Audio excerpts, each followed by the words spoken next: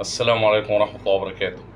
ازيكم يا جماعة، اخباركم ايه؟ سؤال من الأسئلة اللي جات لي على على الخاص عندي، وهو وبصراحة السؤال ده ما عداش عليا كتير قوي قبل كده. في بعض الناس بيكون عندها ظروف، بعض الناس بيكون هي بتحب تريح في النص.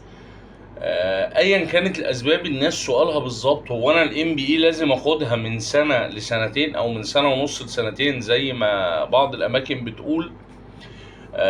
طبعا انا حابب افرحك واقول لك ان لا طبعا، يعني انت مش بالضروره انك انت تاخد الام بي اي من سنه ونص لسنتين، مش بالضروره ان انت تاخد سمستر يعني ترم او 4 ترمات في السنتين ولا حاجه. انا عايز اقول لك ان في معظم الاماكن اللائحه بتاعتها بتكون ان الطالب لازم يخلص الام بي اي بحد اقصى 5 سنين. يعني ايه 5 سنين؟ يعني انت بقى حر